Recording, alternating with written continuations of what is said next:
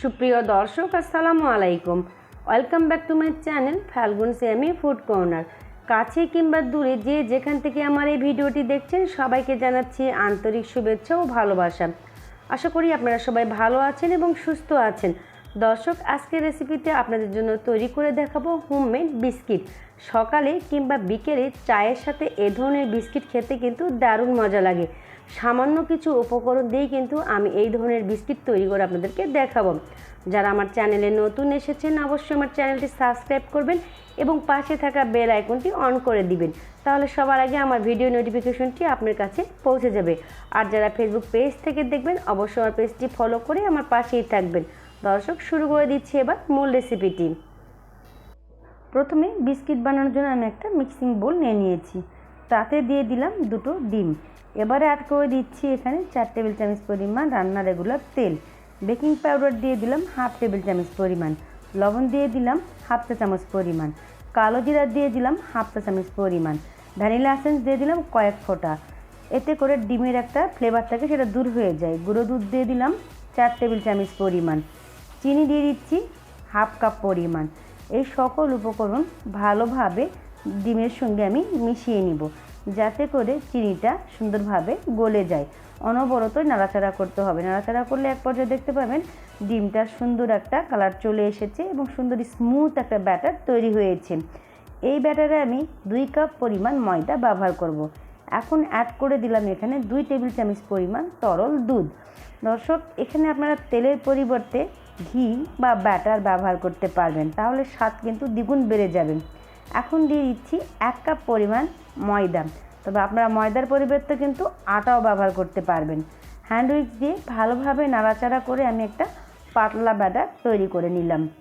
দেখতেই পাচ্ছেন সুন্দর একটা ব্যাটার আমার তৈরি হয়ে গেছে। দ্বিতীয় পর্যায়ে কিন্তু আমি আরও 1 কাপ পরিমাণ ময়দা এখানে অ্যাড করে দিব। এবারেও হ্যান্ড উইক্স দিয়ে ভালোভাবে আমি ময়দাটা এই ডিমের ব্যাটারের সঙ্গে মিশিয়ে নিচ্ছি। অনবরত নাড়াচাড়া করার ফলে শক্ত একটা ডো তৈরি হবে। এবার হ্যান্ড উইক্সটা আমি উঠিয়ে নিয়ে এই ব্যাটারটা হাত দিয়ে সুন্দর করে মেখে নিব, যাতে করে সুন্দর একটা ডো তৈরি হয়। দর্শক, এভাবে কিন্তু অনবরত আপনাকে মাখতে হবে, তাহলে কিন্তু সুন্দর একটা ডো তৈরি হবে। এখন আমি 10 মিনিটের জন্য এটাকে রেস্টে রেখে দিচ্ছি। এখানে বিস্কিট বানানোর জন্য আমি একটা রুটি তৈরি করে নেব। তার জন্য এখানে একটু তেল ব্রাশ করে নিচ্ছি এই বোর্ডে, যাতে করে বিস্কিট বানানোর যে ডোটা এটাতে যেন লেগে না যায়। এভাবে তেল ব্রাশ করে নিলে যে ডো রাখবেন সেই ডোটা কিন্তু আর লেগে যাবে না। 10 মিনিট পর আমি দেখুন নিয়ে এসেছি, ময়দাটা সুন্দর একটু ফুলে উঠেছে এবং ফ্লাফিয়ে হয়েছে। হাত দিয়ে ভালোভাবে মেখে নিয়েছি এবং 2 ভাগে ভাগ করে নিয়েছি, কারণ আমি এখানে দুটো রুটি বানাবো বিস্কিট বানানোর জন্য। ভালোভাবে মাখানো হয়ে গেলে উপর দিয়ে হালকা করে আমি একটু ময়দা ছড়িয়ে দিয়ে মিডিয়াম সাইজের আমি একটা রুটি এখানে বানিয়ে নেব। বিস্কিট বানানোর জন্য রুটিটা খুব বেশি পাতলা বা মোটা করা যাবে না। খুব বেশি পাতলা হলে ভাজার সময় ভেঙে যাবে এবং খুব বেশি মোটা থাকলে দেখা যাবে যে ভিতর থেকে কুকিং হয়নি। তো আমি এখানে বিস্কিট বানানোর জন্য 3 ধরনের কুকি কাটার ব্যবহার করেছি। আপনাদের হাতের কাছে যদি কুকি কাটার না থাকে তাহলে কিন্তু আপনারা এটা হাত দিয়েও সুন্দর ডিজাইন করে তৈরি করে নিতে পারেন, অথবা ছুরি দিয়ে কেটে নানান ধরনের ডিজাইন করে আপনারা বিস্কিটটা তৈরি করে নিতে পারবেন। এই বিস্কিটটা কিন্তু আপনাদের নিজস্ব পছন্দ অনুযায়ী ডিজাইন করে তৈরি করতে পারবেন। দর্শক, তবে কুকি কাটার দিয়ে কাটলে বিস্কিটগুলো দেখতে কিন্তু খুব সুন্দর হয়। একে একে আমার সবগুলো বিস্কিট তৈরি করা হয়ে গেছে। দেখতেই পাচ্ছেন কত সুন্দরভাবে বিস্কিটগুলো আমি কুকি কাটার দিয়ে কেটে নিয়েছি। এবার এই বিস্কিটগুলো আমি ভাজার জন্য সরাসরি চলে যাব চুলায়। চুলায় একটি ফ্রাই প্যান বসিয়ে দিয়েছি এবং তাতে দিয়ে দিচ্ছি পর্যাপ্ত পরিমাণ রান্নার সয়াবিন তেল। বিস্কিট ভাজার জন্য কিন্তু আপনার তেলের পরিমাণটা এখানে বেশি দিতে হবে। আর চুলার তাপমাত্রা মিডিয়াম লোতে রেখেছি। একে একে আমি সবগুলো বিস্কিট এখানে দিয়ে দিচ্ছি।